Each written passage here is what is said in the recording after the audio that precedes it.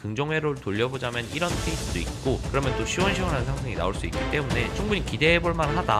너무 지금 당장이 힘들다고 해서 안 좋은 생각만 하시지는 마셨으면 좋겠습니다.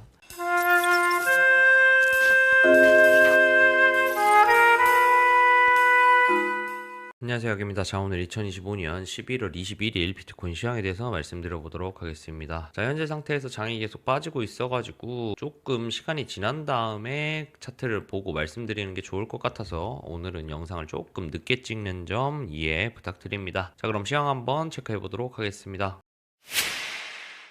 자, 현재 보고 계시는 봉은 1시간 봉이에요. 1시간 봉상 흐름으로 봤을 때 제가 어제 말씀드렸던 브리핑부터 체크를 해보자면, 제 기준으로 봤을 때 두 개의 추세선이 있다고 보인다. 그래서 대응으로 말씀드렸던 것은 이 추세선과 이 추세선을 기준으로 4가지 정도의 흐름을 체크해 볼 수 있겠다. 첫 번째, 여기에서 올려치고 이 추세선을 맞고 눌림을 준다면 눌림에 매수해보고, 두 번째로는 여기에서 올라와서 뚫고 그 다음에 리테스트 한다면 여기서 매수를 해볼 수 있을 거고, 더불어서 만약에 이 1차적인 메이저하지도 않은 마이너한 추세선을 맞고 떨어진다면 이것은 롱의 힘이 부족한 것이기 때문에 깊은 눌림을 볼 거다라고 말씀을 드렸어요. 평소에 38이 0.5 정도 봤다면 깊은 눌림, 즉 618 이상 그리고 886 정도 자리까지 눌림을 보고 그 깊은 눌림에서 손익비 좋게 트라이를 해보는 게 좋을 것 같다. 왜? 이 1차 메이저하지도 않은 마이너한 데에서도 걸린다라는 건 매수세가 약하다는 뜻이기 때문이다. 그렇기 때문에 깊이 눌릴 가능성이 있어서 조금 일찍 받는다면 손실을 볼 수 있기 때문에 좀 깊이 눌릴 때 받겠다라고 말씀을 드렸어요. 자, 그리고 마지막으로는 여기 추세를 맞는다면 저갱도 염두해야겠다라고 말씀드린 거, 그리고 저갱이 나오고 V 반등을 한다면 이런 부분에서 매수를 해볼 수 있을 건데, 저갱이 났기 때문에 예측 매매를 하는 건 굉장히 안 좋다. 더군다나 하락의 흐름으로 여전히 갖고 가고 있기 때문에, 그리고 여기를 맞았다는 건 아까 말씀드렸듯이 롱의 힘이 약한 거기 때문에 만약에 여기 저갱이 난다면 예측 매매는 절대 금물이다 라고 말씀을 드렸습니다. 그렇게 4가지에 대한 말씀을 드렸고, 결국은 이 약한 저항도 뚫어내지를 못하고 결국 쏟아냈습니다. 그 말은 결국 여기 지점이 이탈 나면서부터는 조금 관망을 해야 되는 자리라고 생각한다, 이런 느낌인 거고, 그래서 현재 상태에서는 굉장히 약한 전체적인 흐름을 보이고 있다, 이렇게 말씀드릴 수 있겠고, 매수를 받는 거는 조금 보수적으로 받아야겠다, 이렇게 말씀드릴 수 있겠습니다. 자, 그리고 또 한 가지 체크를 해볼 거는, 아마 차트를 많이 보신 분들은 아시겠지만 요런 추세에 대한 부분들, 그리고 이평선 많이 보시는 분들 같은 경우에는 요렇게 이평선이 돌아 나갈 때 쭉 오른 다음에 다시 리테스트 주고 이걸 돌파 못하면서 쭉 하고 흐르면서 가속화나는 구조를 많이 보셨을 겁니다. 그리고 그 가속화 끝나고 나면 V 반등을 해주면서 이런 식으로 돌려내는 경우 굉장히 많이 보셨죠. 그래서 제 생각에는 요런 구간들이 아마 요 구간이라고 생각이 돼요. 그러면서 지금 현재가 요 가속화가 나오고 있는 게 아닌가, 이런 가속화의 구조로 가고 있지 않는가라는 생각이 좀 들어요. 자, 그런데 가속화가 나온다면 이런 반등을 기대해 볼 수 있을 겁니다. 가속화가 쭉 나온 다음에는 이런 식으로 쇼커버링이 나오면서 좀 V 반등을 만들고 그 기세를 잘 살리면 추세를 돌려내는 경우가 있죠. 그러면 여기에서 가속화가 쭉 나오면서 V 반등을 해주면서 이 추세 다시 뚫어낸다면 이런 식의 반전을 줄 수 있는데, 문제는 뭐냐, 이 가속화의 중요한 점은 이 가속화는 예측하면 안 된다는 거예요.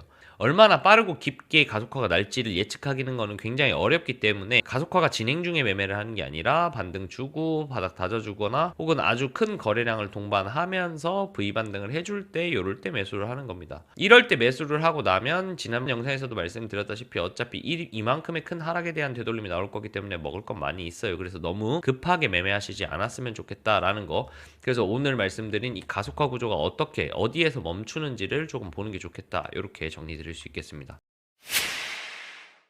자, 오늘 두 번째로 말씀드릴 거는 큰봉에서의 되돌림 기준으로 한번 보려고 해요. 기존에 큰봉에서 되돌림을 봤을 때 저는 이 382 구간 굉장히 중요하다고 본다. 더불어서 이 지지와 저항대가 이 피보나치와도 어울리기 때문에 이 자리에서 한번 튕길 가능성에 대한 걸 봤죠. 그랬는데 이 자리에서 반응이 나오지 않고 현재 지금 쭉 빠진 상황이에요. 이탈을 한 상황이죠. 예상보다는 더 안 좋다는 생각이 좀 들어요. 왜냐, 이 382는 저는 굉장히 튕길 가능성이 높다고 봤던 자리인데 이 자리에서 못 지켜줬다라는 건 사람들이 생각보다 이 자리에서 매수를 많이 안 들어왔다라는 거고, 더불어서 가속화가 계속 나고 있다라는 건 382에서 지지받을 거라고 생각했던 사람들이 매수를 받았다가 반등이 시원찮으니까 집어 던지면서 같이 가속화가 나는 거라고 생각을 하거든요. 자, 그렇기 때문에 이렇게 되면 피보나치 특성상 이 중립 구간은 통과될 가능성이 꽤 높아요. 그래서 가속화가 난다면 다음 칸까지는 갈 가능성이 굉장히 높다라는 거를 전제로 깔고 있어야 됩니다. 즉 지금은 조금 위험한 상황이다라고 말씀드릴 수 있겠어요. 하지만 지금 보시면 위에 프레임 자체가 날봉 단위 프레임이잖아요. 그랬을 경우에 한개 캔들이 마감되는 건 24시간, 즉 다음날 아침 9시입니다. 이 9시가 되었을 때 여기를 만약에 꼬리를 달아주고 이렇게 위에서 382 위에서 마무리가 된다고 하면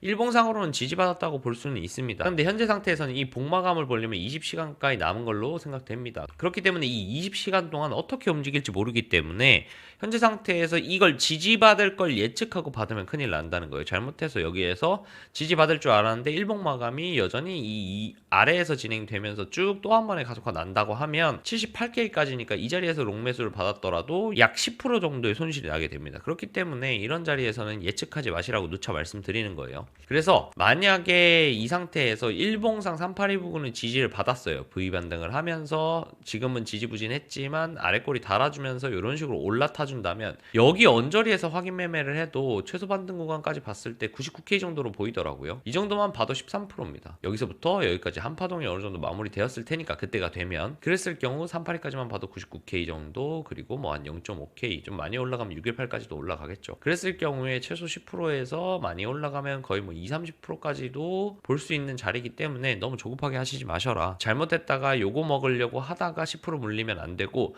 최대 저는 70K 초반까지도 말씀드렸기 때문에 618까지 밀린다고 하면은 10% 수준이 아니죠. 훨씬 더 많이 밀릴 겁니다. 20% 가까이 빠지는 구간이기 때문에 이 자리는 절대 예측 매매하면 안 된다. 이렇게 다시 한번 말씀드리면서, 가장 중요한 건 오늘 일봉이 어디서 마감되느냐, 그리고 오늘 일봉이 마감되고 나면 주말을 들어가기 때문에 주말에 어디에서 횡보해 주느냐가 굉장히 중요할 것 같습니다. 지금은 어떻게 보면 모 아니면 도 자리는 맞아요. 아주 좋은 10%에서 20% 정도의 수익을 볼 수 있는 자리가 될 수도 있지만, 잘못하면은 아주 나락으로 갈 수 있는 자리도 있기 때문에 너무 욕심내시지 마시고 신중하게 매수하셨으면 좋겠습니다.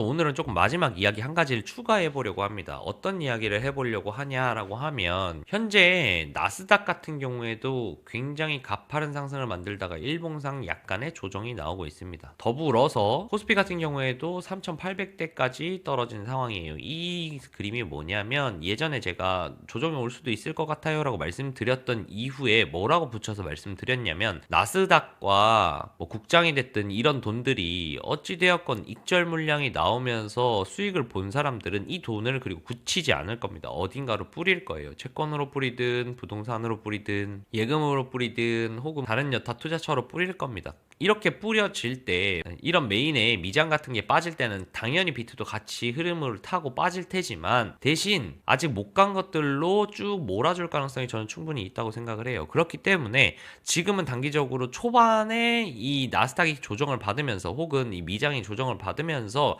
동반해서 빠지는 여파라고 저는 생각을 하고, 만약에 얘네들이 조금만 주춤해도 여기에서 익절한 물량들이 저는 코인으로 올 가능성이 꽤 높다고 생각을 하거든요. 그렇기 때문에 다음 반등에 대한 부분들이 저는 이전에도 말씀드렸던 것처럼 고점을 넘길 수도 있지 않겠는가라고 생각하는 이유도 그 때문입니다. 그래서 어찌 되었건 제 생각에는 우리가 지금 상태에서 나스닥 빠지고 전체적으로 자산 가격들이 빠지면서 같이 딸려 내려가고 있는데, 만약에 그 익절 물량들, 그 현금들이 갈피를 잃었을 때 낙수 효과를 받으면 충분히 이런 자리 혹은 이런 자리까지 눌리더라도 친고점 돌파를 노려볼 수 있을 거라고 생각하기 때문에, 어떻게 보면 지금이 되게 좋은 찬스일 수도 있어요. 그래서 너무 부정적으로만 생각은 하지 마셔라. 긍정회로를 돌려보자면 이런 케이스도 있고, 그러면 또 시원시원한 상승이 나올 수 있기 때문에 충분히 기대해볼 만하다. 너무 지금 당장이 힘들다고 해서 안 좋은 생각만 하시지는 마셨으면 좋겠습니다. 자, 이렇게 오늘 영상을 마무리를 하면서 많이 힘들더라도 좀 참아보자고요. 주말 들어가니까요. 오늘만 좀 잘 버티고 이 자리에서 자리 깔아주기를 조금 응원하면서 주말 맞이했으면 좋겠습니다. 항상 긴 영상 시청해주신 분들 그리고 댓글 남겨주신 분들 너무너무 감사하다는 말씀 전하면서 즐거운 주말 보내세요. 감사합니다.